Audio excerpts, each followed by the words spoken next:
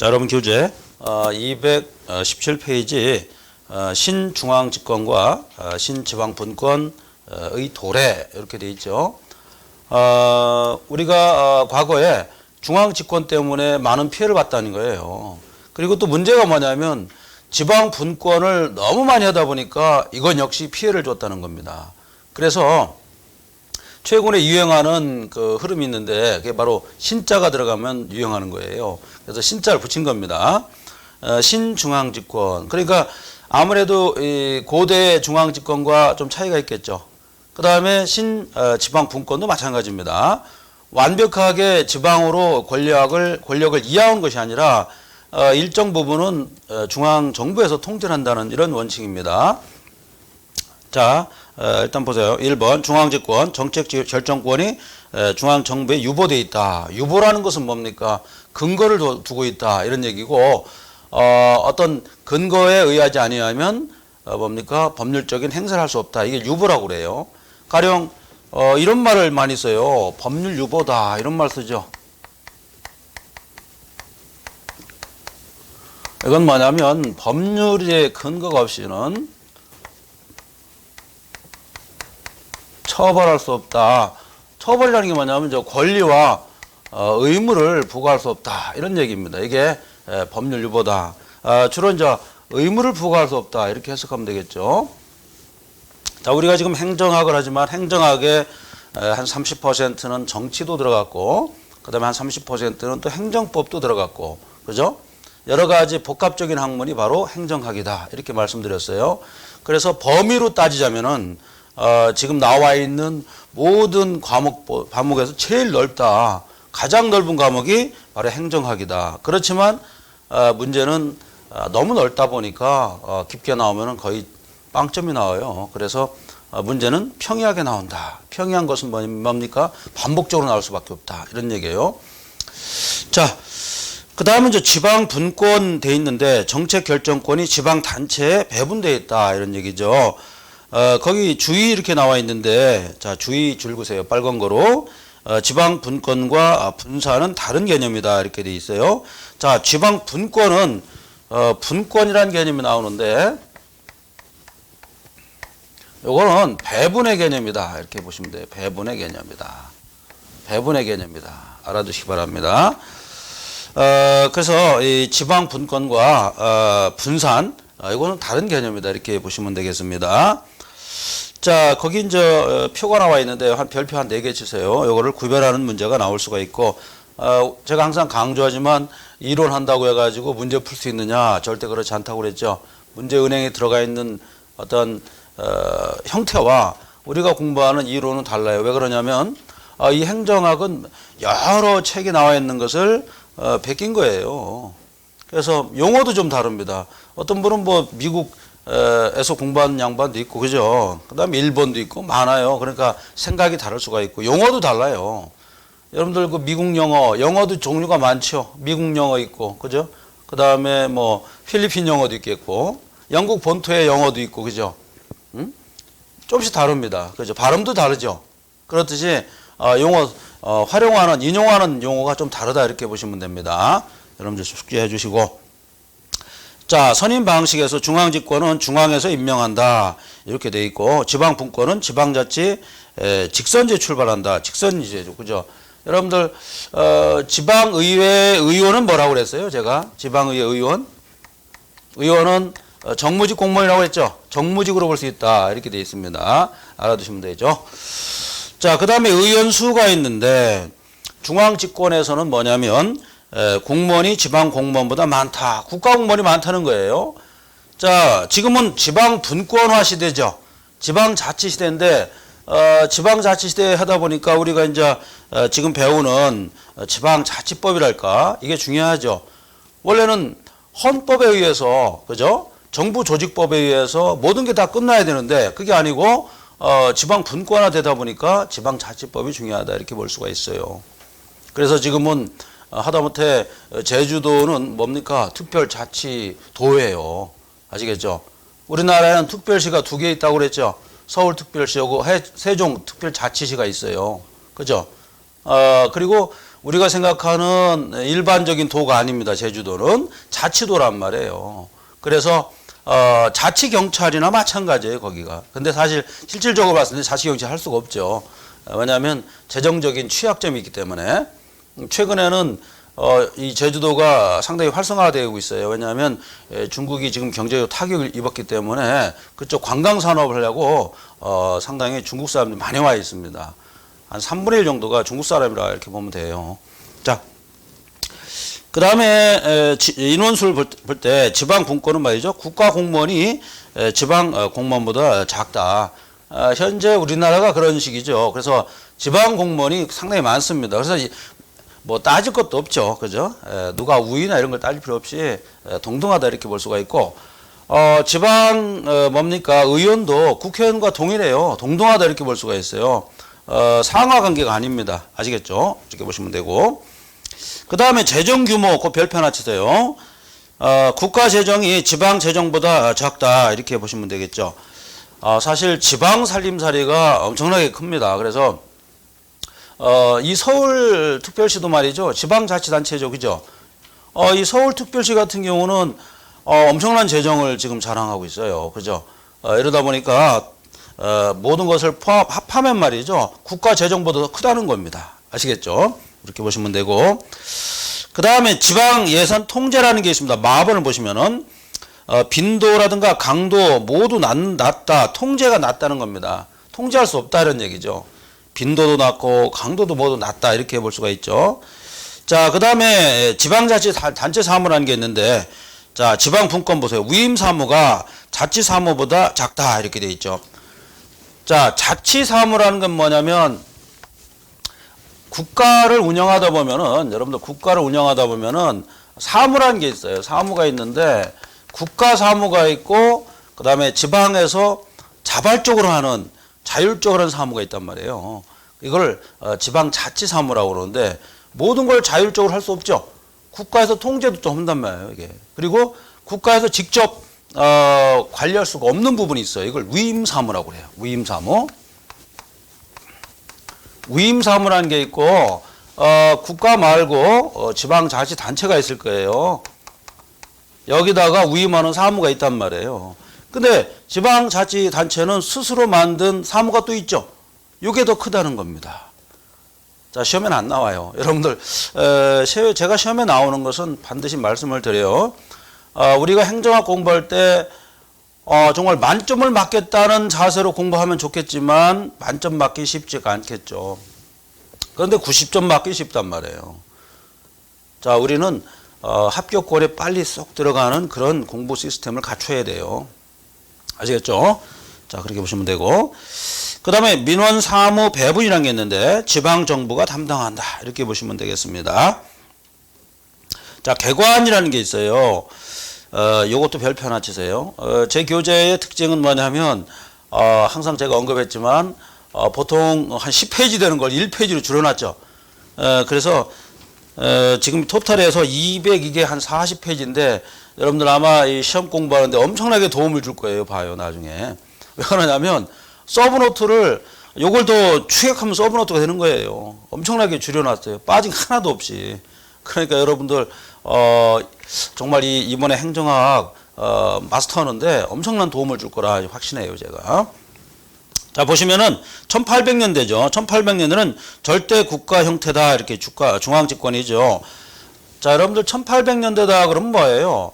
프랑스 같은 경우는 누가 나타났습니까? 여러분 좋아하는 나폴레옹이 정권을 잡았을 때입니다.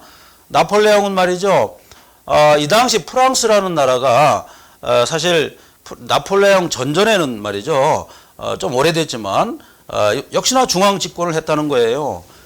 그런데 이제 폭동이 발생합니다. 그래가지고 쉽게 말해서 우리나라 같은 경우는 4.19 이거 같은 일이 발생하는 거예요. 그래가지고 이제 민중한테 국가를 맡겨봤더니 이게 너무 느슨하다 보니까 오히려 나라가 운영이 안 되는 거예요. 그래서 우리나라 얘기하면 뭐 이 육군소장, 그 당시에 육군소장을 맡고 있던 나폴레옹이 말이죠. 정권을 휘어잡는 겁니다. 나폴레옹과 비슷한 스타일이 또 하나가 있어요. 독일의 나치 정권에서 히틀러가 그런 사람이에요. 히틀러도 사령관 출신이잖아요. 일종의 뭐 사단장쯤 되는 사람이었죠. 그랬다가 자기가 집권해가지고 장기 집권했다는 겁니다. 아주 역사는 되풀이 된다고 볼 수가 있어요. 여러분들 국사 공부하시죠? 국사 공부할 때 국사라든가 뭐 모든 과목이 다 그렇죠. 반복적으로만 하면 되는 거예요. 내가 이거 안 배우겠다 생각하면 그때부터 스트레스예요. 반복만 하면 되는 겁니다. 아시겠죠? 반복하는 좋은 방법은 읽어보면 되네요. 자기가 읽으면 됩니다. 항상 읽어야 돼요. 눈으로 공부하는 것은 잊어버려요. 아시겠죠? 눈으로 공부하는 건 눈으로 잊어버립니다. 그리고 시험장에 가서 마킹할 때는 손이 알아야 됩니다. 손이 저절로 졸고 있는데 손이 답을 찍을 정도로 이 정도로 좀 살벌하게 공부를 해야 됩니다. 아시겠죠?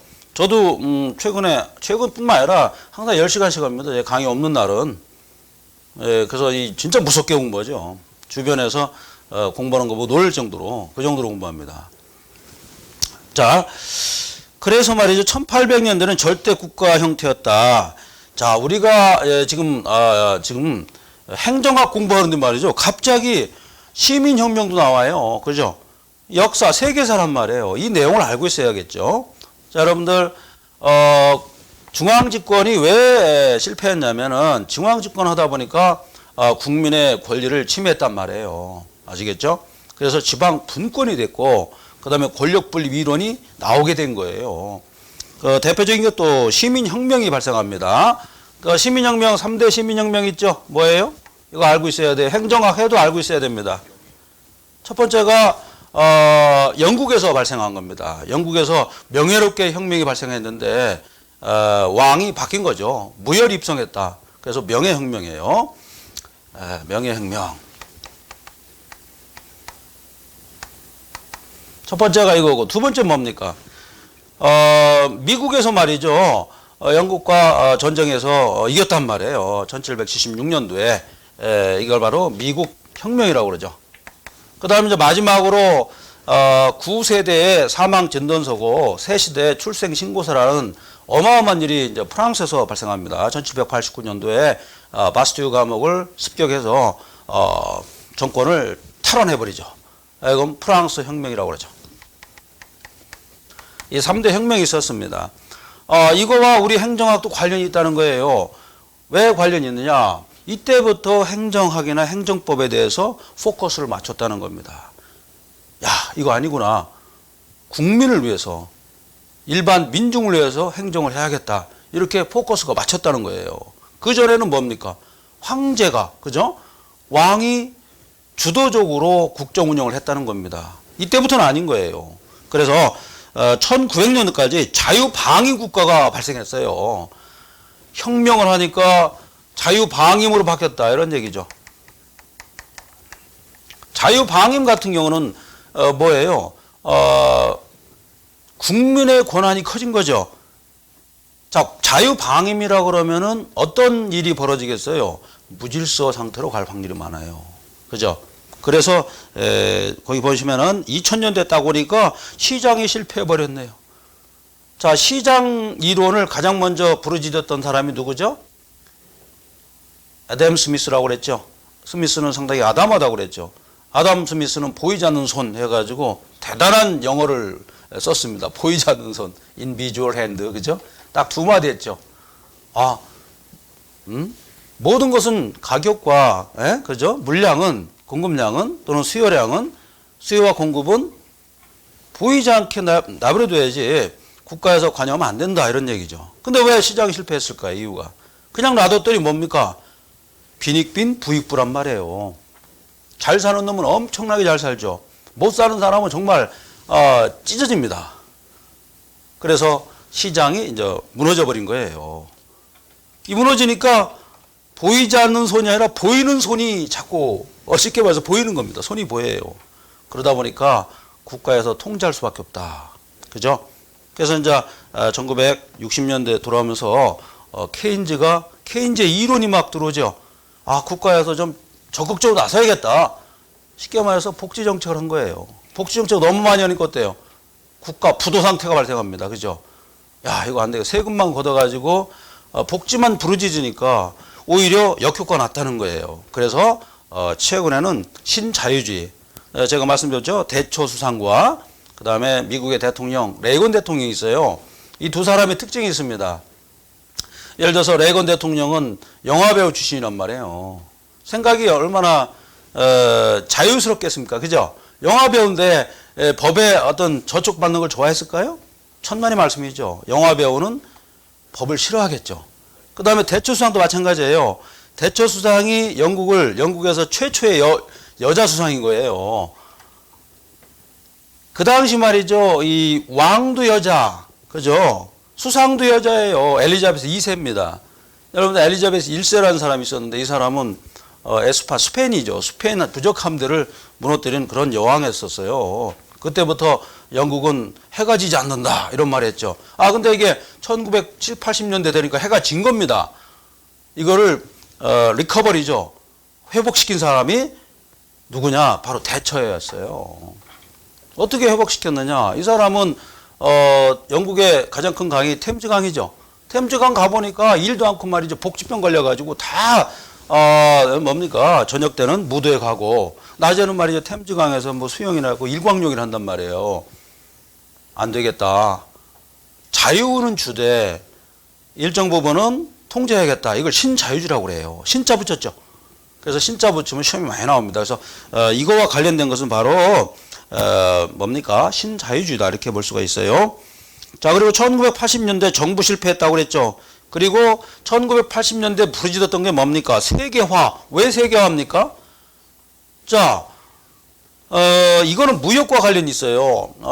뭡니까? 이건 리카도의 비교 우위설과 관련 있는 얘기인데, 한 국가에서 말이죠. 모든 걸 생산하다 보니까 비효율적입니다. 그래서 국가 간의 무역을 통해서 활발한 무역. 예를 들어서 FTA라는 게 있잖아요. 그죠? FTA가 뭐예요? 자유무역협정이라는 거죠. 그죠? Free Trade Association 해가지고 국가 간의 무역 우리끼리 1대1로 하자 이렇게 유행합니다 지금. 그래서 우리나라가 중국과 했죠. 중국이 왜 서둘렀을까요? 한국과.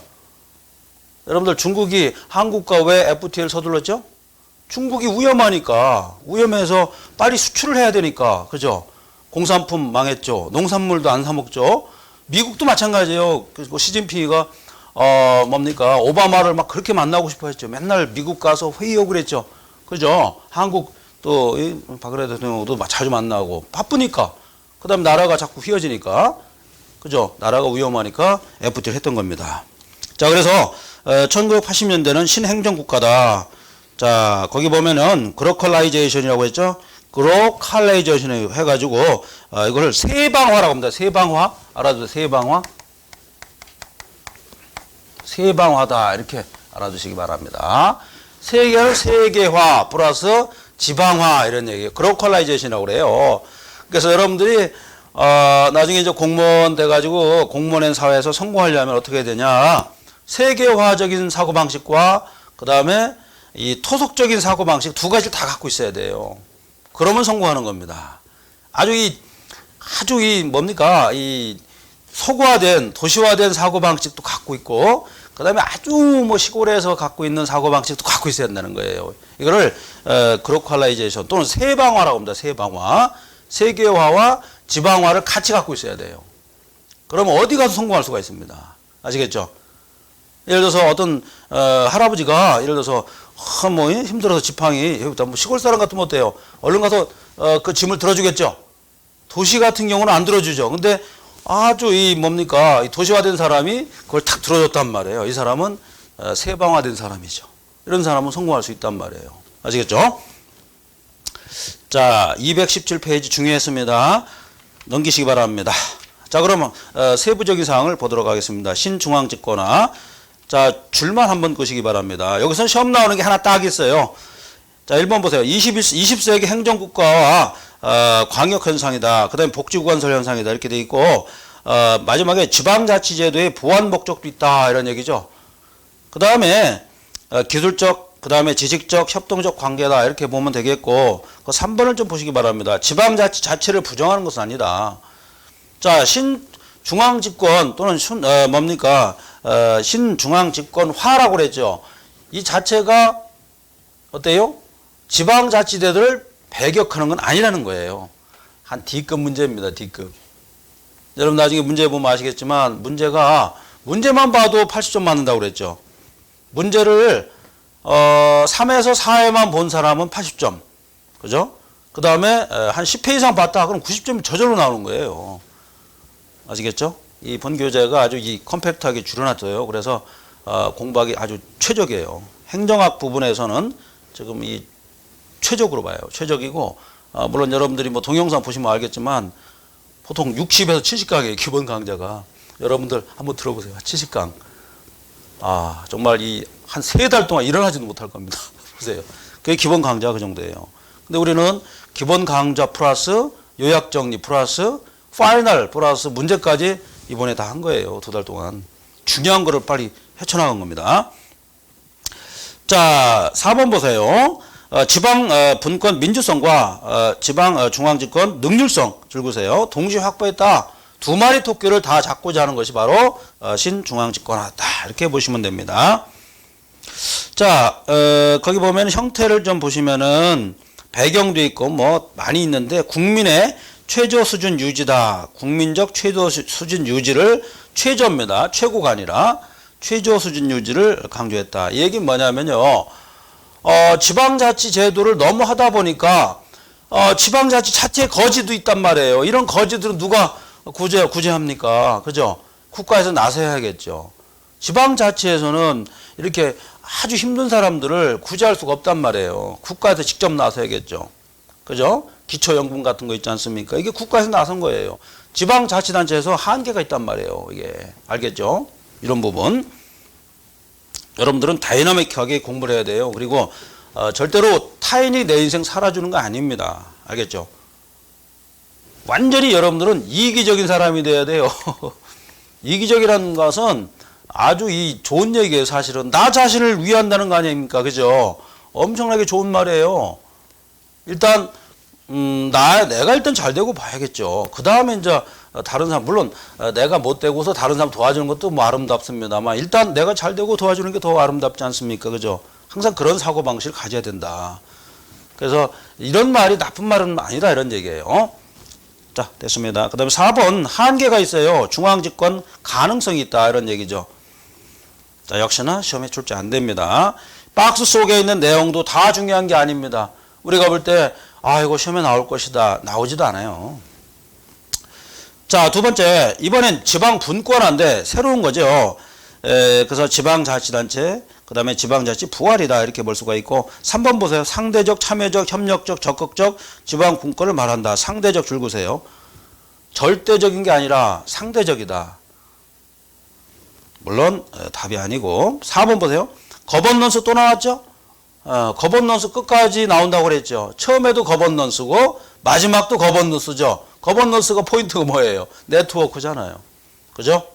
정부 거버넌스가 뭐라고 했습니까? 정부가 거버먼트에다가 마켓 있죠? 마켓 그죠? 시장 개념 들어갔고 그 다음에 뭐 들어갔습니까? 이익집단 그죠? 이익단체. 여러분들 이익단체가 있는데 이익단체는 자기의 국가 일반 사인의 이익을 위해서 추구하다 보니까 합리성을 추구하겠죠. 마켓 개념과 비슷해요. 그래서 이거를 이익집단 이렇게 해서 이것을 네트워크 시스템이라고 하죠.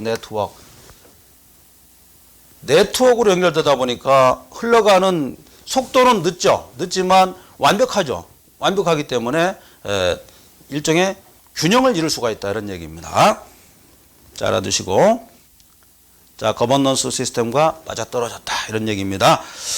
그 다음에 외국에도 많이 있습니다만 대표적인 사람이 미국의 신연방주의예요. 1980년대 초 레이건 정부.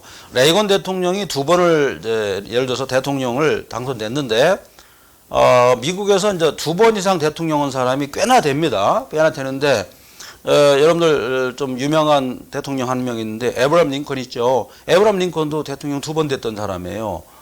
한 번 됐다가 재임 됐는데 그때 이제 암살 당한 거예요. 그 사람이 이제 한 번 더 했으면은 대단한 사람 될 뻔했는데 일찍 죽는 바람에 그렇게 됐죠. 그렇다고 제가 미국 편 드는 건 아니지만 어쨌거나 특이한 사람 아니었습니까? 그죠? By the people, for the people, of the people 해가지고 people을 3번씩이나 외쳤던 사람이에요. 그죠? 대단한 사람 아닙니까? 그죠? 그래서 저는 제가 이제 미국의 with the people 이 말을 좀 쓰고 싶어요. with the people. 자, by the people, for the people, of the people 했죠. with the people. 뭐예요? 국민과 함께하는 이 말을 했어야 하는데 people 세 가지밖에 못 했습니다. 그죠? with the people. 얼마나 좋습니까? 국민과 함께하는 이거 좋죠. 제가 갑자기 이런 생각이 들었는데. 자, 그 다음에 이제 프랑스 됐고요. 미테랑 정부 이렇게 나와 있고. 자, 프랑스는 말이죠. 이 사회학 쪽에서는 프랑스를 당할 나라가 없습니다. 국제 정치학에서는. 정치학 얘기 나오면 프랑스 말을 해야 돼요. 여기 미테랑 나와 있는데 역시나 이 신지방 분권화를 강조했습니다. 프랑스도 말이죠. 지중해 연안에 있는 이 도시죠. 도시와 북해에 있는 뭡니까 대서양 쪽에 있는 이 도시가 있어요. 영국 쪽에 있는 도시가 사이가 안 좋습니다. 네, 사이가 안 좋아요. 여기서 여러분들 프랑스 수도는 파리죠. 근데 밑에 뭡니까 이 포도주 많이 나온 도시들이 지중해 연안에 많이 있단 말이에요. 이쪽하고 사이가 안 좋아요. 왜 그러냐면 이유가 역사적 연유가 있는데 여러분들 그 독일과 프랑스라든가 그 다음에 이탈리아는 한 국가였단 말이에요. 옛날에요. 국가가 하나였어요. 아시겠죠? 이게 갈라진 거예요. 갈라지다 보니까 사이가 안 좋았다는 겁니다. 이런 연역적인 것이 있다. 이렇게 보면 되겠고. 자, 그 다음에 219페이지입니다. 3번 지방분권 및 지방행정체제 개편에 관한 특별법이 있습니다. 자, 이거 한시법이라고 그래요. 요거는 2013년도 5월 28일 해서 5년이니까 2018년도까지 진행되는 한시법입니다. 여기서 내세우는 골자는 이겁니다. 사무분배 플러스 지방분권, 주민참여 확대다. 그 다음에 지방행정 개편이다. 별거 없죠? 자, 우리 행정학은 내용이 되게 허술하다. 어떻게 보면 허술해요. 애울 게 없습니다. 한글이 많고 영어도 많지만 기본적인 마인드만 있으면 70점 나와버려요. 그죠? 그죠? 문제만 잘 봐도 70점 그냥 맞는 과목이에요. 본인 노력하에 따라서 만점도 그냥 획득할 수 있다. 이렇게 볼 수가 있죠. 자신감을 가지고 문제를 풀어야 됩니다. 자, 그래서 지방 분권, 주민 참여 확대를 했다. 지금 말이죠. 주민 참여 제도가 활성화되어 있어요. 그래서 무슨 뭐 주민 참여 위원회라는 게 많이 있습니다. 의견을 꼭 들어봐야 돼요. 그래서 여러분들 그 지방자치단체장도 일반 시민만 봐도 꼼짝 못해요. 과거에는 큰 소리 쳤지만 지금은 쩔쩔맵니다. 시장에 와서도 인사를 한 40번 이상 해야 돼요. 뭐가지가 그냥 하도 인사를 해가지고 습관돼 가지고 밥 먹다가도 계속 인사합니다. 식당에서 목을 제일 많이 흔드는 사람 보면 지방자치단체장 또는 국회의원들이 가장 많이 흔들죠. 그죠? 국회의원들은 악수를 자기도 모르게 악수를 합니다. 그냥 가만히 있는데도 악수를 왜? 하도 많이 하니까. 그죠? 최근에 또 총선이 이제 다가왔잖아요. 그러다 보니까 악수 전사 많아요. 손금도 없어집니다. 악수 많이 하면 손금 없어져요. 정말. 자, 제3절 보세요. 지방자치단체의 종류 및 계층 및 구역의 연구 이렇게 되어 있는데, 자, 1번 시험에 안 나오지만, 지방자치단체는 어떻게 구성되어 있는가. 자, 이건 아주 기초 강의. 여러분들 그 행정학의 기초 강의라는 게 있습니다. 그런 커리에 들어가면은 거기에 나오는 건데, 여러분들 국가가 성립하려면 요소가 몇 개 가지고 있어야 돼요? 첫 번째가 영토가 있어야겠죠. 그죠? 영토. 땅이 있어야 됩니다. 땅도 없는 국가 있어요? 사이버 국가인가요? 있을 수가 없죠. 그 다음에 두 번째, 국민이 한 명도 없는 국가 있어요? 국민이 한 명가 해도 안 될 거예요. 한 명이 자기가 대통령 해가면서, 자기가 국민 해가면서, 자기가 투표 다 하고, 될 수가 없죠. 국민이 있어야 된다. 알겠죠? 그 다음에 마지막으로 제일 중요한 게 하나 또 있습니다. 주권이 있어야 돼요. 자, 이 지구상에 말이죠. 땅도 있고, 그죠? 국민도 있는데, 주권이 없어가지고 방황하는 민족이 있습니다. 대표적인 게 뭐예요? 피에로라고 들어봤죠? 팔레스타인 해방기구라는 게 있어요. 그 사람들은 땅도 있고, 자기들이 자치적으로 운영하는 땅도 있고, 국민도 있어요. 그런데 주권이 없단 말이에요. 그 다음에 이제 쿠르드족이라고도 있습니다. 쿠르드족. 얘들은 말이죠. 쿠르드족도 이란이랄까, 이라크, 그 다음에 터키 산악지방에 살고 있는데 인구가 2천만 명이 넘어요. 면적도 남한보다 2배 정도 커요. 근데 나라를 인정 못 받았죠. 왜? 주권이 없으니까. 주권은 대외적으로 효과를 낼 수 있는 권력, 이걸 주권이라고 그래요. 대내적인 것이 아니고. 그러니까 우리나라도 한일합방 때 주권 잃어버렸죠. 땅도 있고 국민도 있는데 뭐가 없어요? 주권이 없으니까. 권한이 없는 겁니다. 어느 국가에 대해서? 대외적으로. 자, 여기 보시면은 첫 번째 지역이 있어야 된다. 지역. 첫 번째 지역이 있어야 된다. 구역이라고 그러죠. 땅이 있어야 된다. 이런 얘기죠.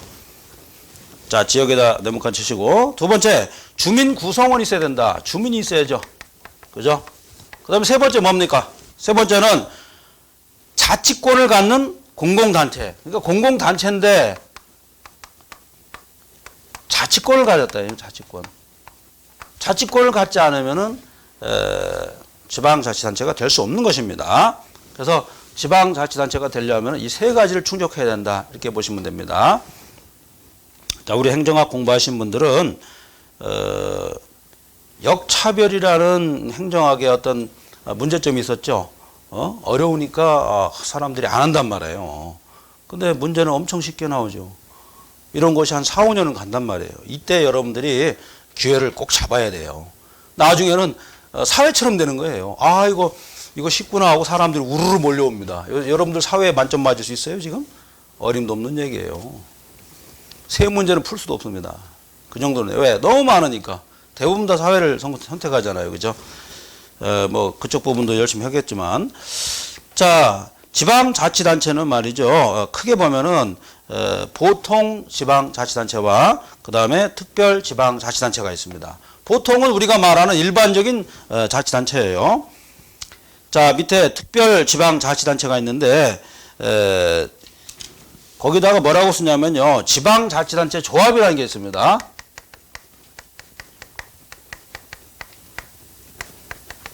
지방자치단체 조합이라는 게 있는데 요게 특별지방자치단체입니다. 시험에는 안 나와요. 시험엔 절대 나오지 않습니다. 하는 건데 확실하는데. 자, 그러면 보통 지방자치단체는 뭐가 있느냐. 거기 보면은 한번 리딩입니다. 이런 거는. 존립 목적, 조직 기능이 일반적, 줄구세 일반적, 종합적 성격을 가지고 있고 전국적, 그 다음에 보편적으로 존재하는 그러한 단체가 바로 보통 지방자치단체다. 이렇게 보시면 되겠습니다. 거기 보면은 특별시, 광역시, 특별자치시, 도, 특별자치도 이런 거 있죠. 그죠? 그 다음에 4번 보면은 제주특별자치도는 단층제다. 이렇게 되어 있습니다. 단층제. 단층제는 뭡니까? 자, 여러분들, 지방자치제도에서 두 가지가 있어요. 단층제가 있고 중층제가 있습니다. 단층제. 중층제가 있습니다. 중층제. 이 두 가지가 있는데 나중에 설명드리는데 대표적인 것이 바로 제주 지방자치단체인데 요거는 단층제로 되어 있다. 뭐냐면요.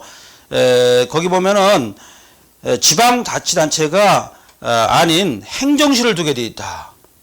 자, 이걸 조심해 주세요.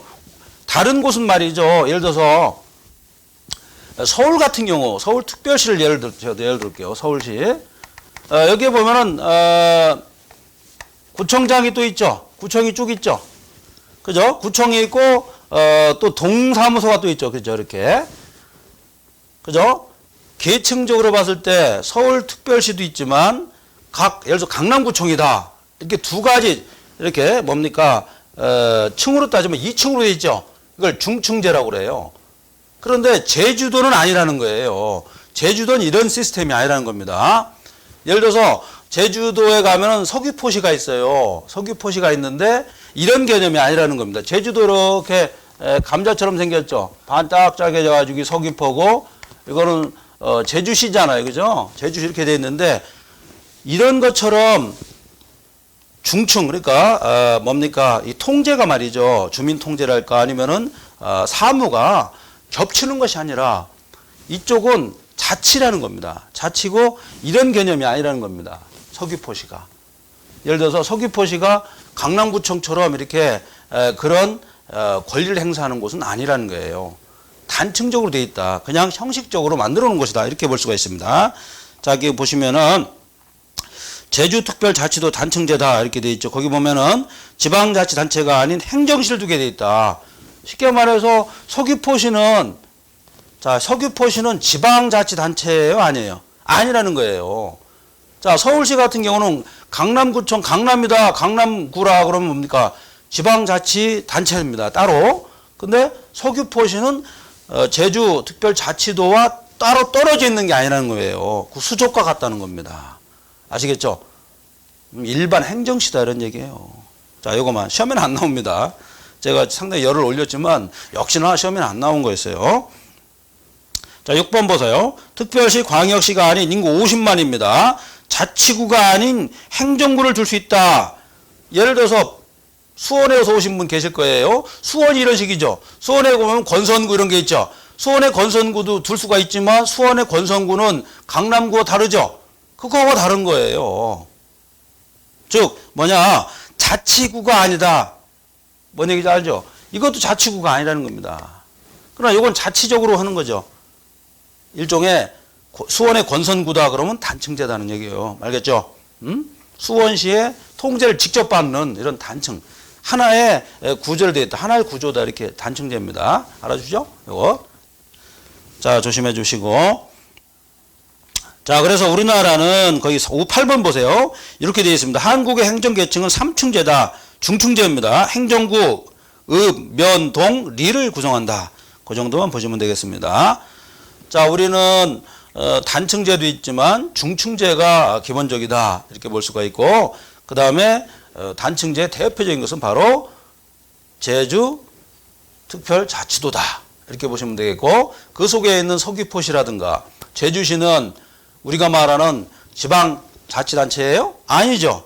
그냥 행정시다 이렇게 보면 되죠. 행정시다. 자, 우리 수원이 이제 대표적인 도시인데 수원이 인구가 100만이 넘죠. 넘는데도 아직 광역시가 아닙니다. 그러다 보니까 수원에 보면 권선구도 있고 뭐 많죠. 그죠? 요거는 독립되어 있지 않다. 이렇게 보시면 됩니다. 이건 단층제죠. 자, 이렇게 해주시면 되죠. 자, 그 정도 이해하시면 충분하겠습니다. 자, 그 다음에 220페이지 보세요.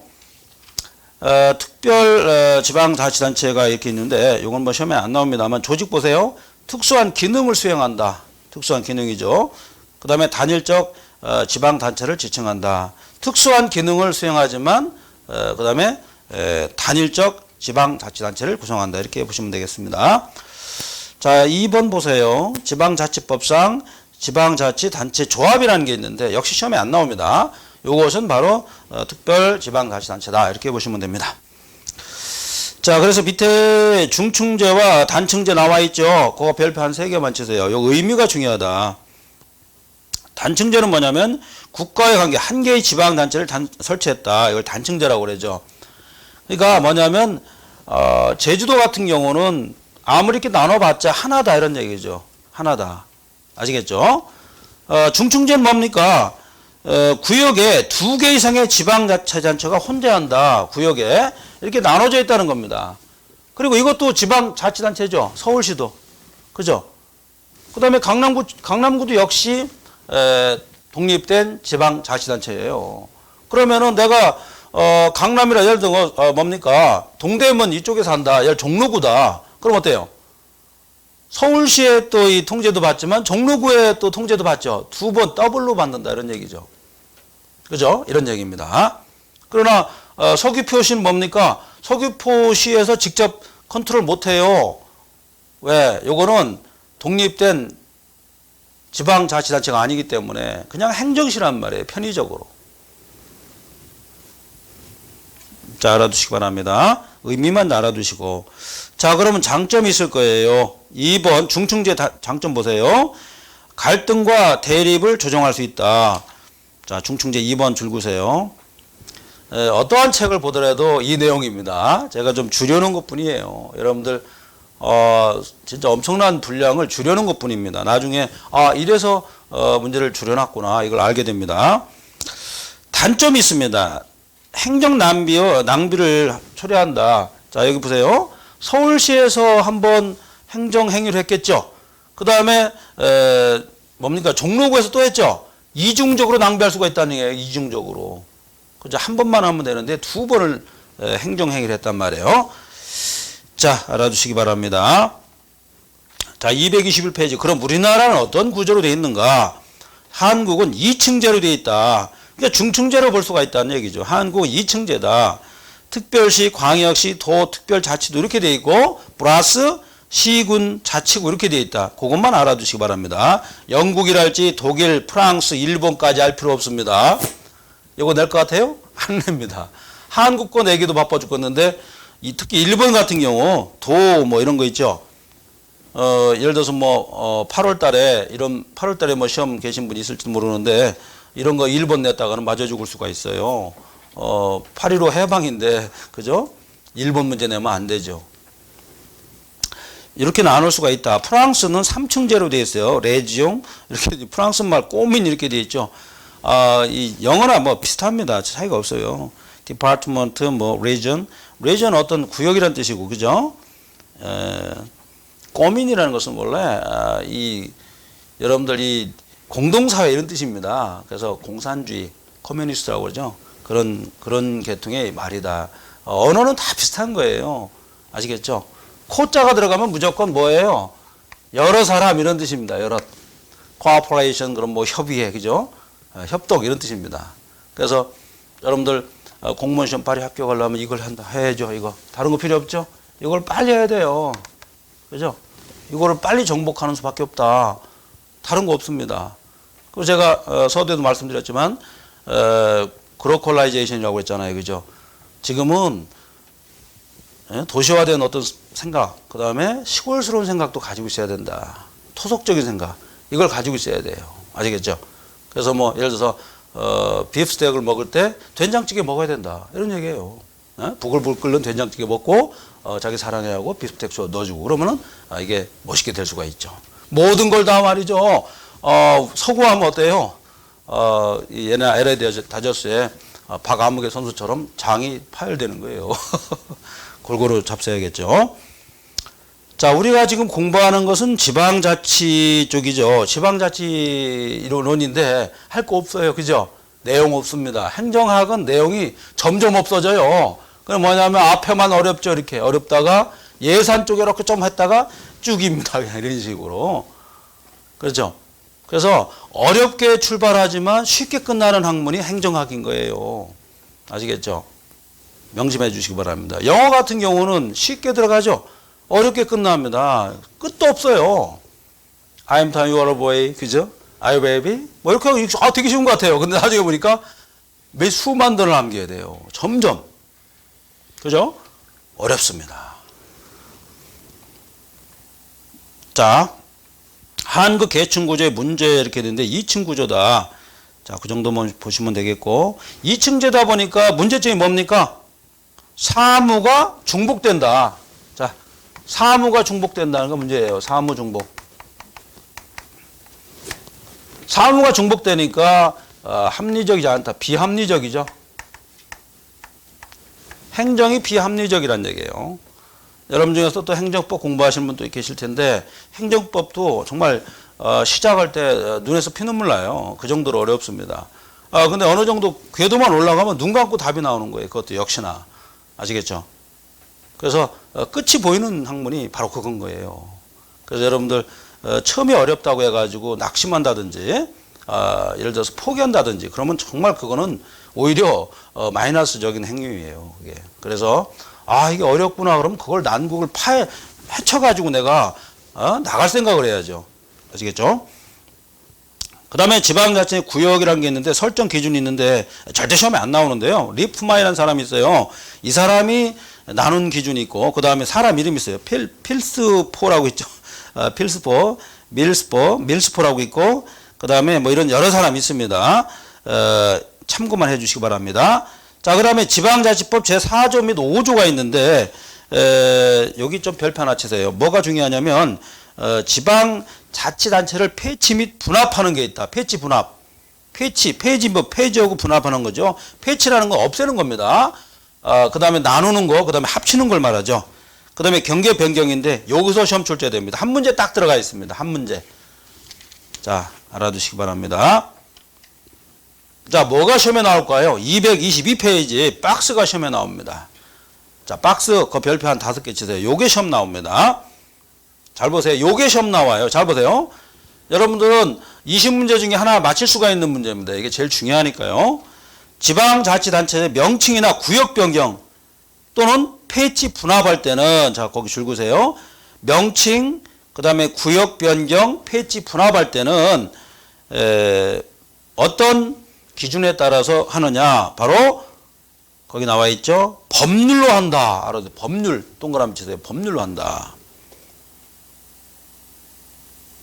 자, 지방자치단체 이름을 바꾼다든지 없앤다든지 요거는 뭘로 정한다? 법률로 정한다. 법령이 아닙니다. 시험에 딱 들어가 있어요. 법령 이렇게 틀렸죠. 법률로 정한다. 자, 두 번째입니다. 요게 또 속을 썩여요. 지방자치단체 관할구역의 경계 변경입니다. 경계 변경이고 한자 명칭의 변경입니다. 아까는 명칭 자체를 바꾸는 건데 이번엔 뭐예요? 예를 들어서 경기도 같은 경우에 의왕이라고 있죠. 의왕이 이름 바뀌었죠. 한자 이름 바뀌었죠. 의왕 쪽에 오신 분 있을 거예요. 과거에는 일본 말이었단 말이에요. 예? 의왕자가 일본 말이었었어요. 그죠? 의왕에서 오신 분 계실 거예요. 말은 의왕 그대로인데 한문만 바꿨죠. 그럼 뭘로 어떤 기준에서 바꿔야 됩니까? 법률이에요? 아니면 대통령령입니까? 그렇죠. 여러분들 한 문제 맞힌 거예요. 자, 지방자치단체의 이름 자체를 바꿀 때는 법률. 그 다음에 그대로 있는데 한문만 싹 바꿀 때는 뭐예요? 대통령령이라는 겁니다. 자, 우리 행정법에서 대통령령은 말이죠. 법규적 성격을 가지고 있는 명령이에요. 대통령령과 국무총리령, 부력이 달라요, 성격이. 대통령령은 권력적인 성격을 많이 갖고 있단 말이에요. 그러니까 규범적이다. 대외적 효력도 있단 말이에요. 아시겠죠? 자, 이런 문제가 시험에 출제됩니다. 그래서 본 교재가 한 250페이지 되지만 나올 만한 다 넣어놨어요. 다 넣어놓고 물론 더 공부하고 싶다 하는 분들은 기본서를 사서 보세요. 근데 보는데 아마 3년 동안 봐야 될 거예요. 3년 동안 보고 나서 힘이 쭉 빠질 거죠. 어차피 90점 나올 거 똑같은데. 그죠? 이렇게 공부하나 저렇게 공부하나 90점 똑같은데 뭐들어 그렇게 공부합니까? 효율적으로 딱 공부해야죠. 아시겠죠? 그래서 이런 문제는 꼭 출제된다는 거예요. 아시겠죠? 자, 문제 은행에 들어가는 건 이렇게 돼 있어요. 지방자치단체 간에 이 경계선 때문에 싸우잖아요. 그죠? 그죠? 요 경계선을 바꿀 때는 뭐에 의해서 바꾸는가? 이게 시험 문제 들어가 있어요. 뭐에 의할까요? 대통령령이 답입니다. 알겠죠? 법률에 의한다. 이렇게 돼 있단 말이에요. 아시겠죠? 이런 문제만 잘 속아내면은 아주 부드럽게 여러분들이 합격권에 들어갈 수가 있는 겁니다. 5과목 중에 행정학 한 90점 넘어가면 되는 거 아니겠습니까? 그죠? 운 좋게 100점 맞으면은 영어에서 50점 나와도 된다는 거예요. 5, 60점 나와도 10점 넘기면 되니까. 이렇게 사고방식 바꿔야 된다. 자, 좋습니다. 자, 그 다음에 뭐 2번 나온 거는 뭐 그렇게 중요한 거 아니고 1번이 중요했다는 겁니다. 꼭 알아두시기 바랍니다. 자, 여러분들 행정학에서 말이죠. 지방자치법에서 이런 건 안 나와요. 예를 들어서 자치구가 아닌 구와 읍면동의 폐치분합. 자, 여기까지는 물어보지 않는다는 겁니다. 알겠죠? 이 자질구레한 거잖아요. 이런 건 안 물어보고 큰 덩어리는 꼭 물어봐요. 그런 것만 보시면 되겠죠. 여러분들 한 문제 맞힌 겁니다. 아시겠죠? 자, 우리나라는 지금 중층제예요, 단층제예요? 2층제라고 그랬죠? 2층이니까 중층이란 말이에요. 그 다음에 단층제로 하는 게 또 있답니다. 뭐예요? 제주도. 제주도는 단층제다. 서귀포시는 일반적으로 말하는 그런 시가 아니죠. 자치단체가 아니란 말이에요. 그냥 편의상 만든 행정시예요. 알겠죠? 그 다음에 뭐 수원에 있는 권선구, 편의상 만든 구다 이런 얘기죠. 자치구가 아니란 얘기예요. 자, 요것만 보면 되겠습니다. 많이 할 필요 없습니다. 이 내용도 많습니다. 지금 250페이지도 제가 볼 때는 너무 많아요. 그래서 다음에 170페이지를 줄여올까 제가 생각 중이에요. 그래도 되니까. 아시겠죠? 그래도 된다는 확신을 가졌기 때문에 더 줄이려고 그래요. 필요 없는 거 딱 빼버리고. 공부할 게 많잖아요. 자, 그 다음에 지방자치단체 기관이라는 게 나오죠. 기관 통합형이 있고, 기관 분령이 있고, 그 다음에 절충형이 있고, 그 다음에 주민총회형이 있다. 자, 그럼 우리나라는 통합형일까요? 아니면 분립형일까요? 뭘까요? 자, 우리나라는 결론만 제가 말씀드릴게요. 한국은 말이죠. 기관 대립형입니다. 요것만 알고 있으면 돼요. 알겠죠? 기관 대립형이다. 큼지막하게 써놓으세요. 대한민국은 기관 대립형이다. 뭐냐면 이런 거예요. 지방자치단체 장하고 말이죠. 지방의회하고 싸우게 돼 있단 말이에요. 우리나라는. 대립적으로 만나게 됐다. 아시겠죠? 싸우게 돼 있습니다. 자, 그래서 자, 일단 결론적으로 제가 말씀드렸고 기관 통합형이냐 이런 거는 자 223페이지에 그 박스가 있을 겁니다. 비교를 하고 있죠. 그것만 보면 됩니다. 다른 거 볼 필요도 없죠. 자 222페이지 보세요. 기관 통합형은 뭐냐면 주민이 선출한 대표 기구가 거기 보세요. 의결 기능도 하고 집행 기능 같이 한다는 겁니다. 북치고 장구치고 다 한다는 거예요. 이걸 통합형이다 이렇게 얘기합니다. 이렇게 하다 보면 어떤 문제가 발생할까요? 짜고 치는 고스톱이 발생할 수 있다. 이런 얘기예요. 누가 태클 걸질 않아요. 전단적으로 갈 수가 있다. 이런 얘기죠. 미국의 의회형이 있고 그 다음에 영국의 의회형이 있다. 자, 미국과 영국은 왜 이런 시스템을 갔을까요? 바로 스포일 시스템이라 이런 얘기. 스포일 시스템. 왜? 의회도 말이죠. 자, 의회도 뭡니까? 국민의 의사를 반영한 집단이죠. 그리고 공무원도 같은 집단이란 말이에요. 그러니까 굳이 분리할 필요가 없죠. 너나 나나 똑같이 국민 대표성을 갖고 있는 건데, 그죠? 이런 얘기입니다. 그래서 역관주의 제가 말씀드렸잖아요. 역관주의는 시험에 꼭 출제된다고 그랬죠. 역관주의 포인트가 뭐예요? 역관주의는 국민의 대표성을 가지고 있다. 대표 관료제가 다르다고 그랬죠. 대표 관료제는 인종이랄지 성별로 또는 직능별로 일정한 수를 가진 세력이 있단 말이에요. 이 세력을 중에 대표 공무원을 뽑아내는 것이 대표 관료제고, 엽과 스포일 시스템은 대표를 국민의 대표적 의사를 표현하는 그런 의미가 있다 이렇게 말씀드렸죠. 자, 그 정도 보시면 됩니다. 그 다음에 이제 기관 분리형이 있어요. 분리형 또는 분립형, 대립형 똑같습니다. 분리형. 이거는 권력 분립 때문에 나왔다 이렇게 보시면 됩니다. 권력 분립.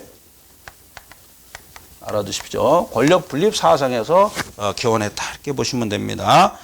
다른 거 다 필요 없겠죠.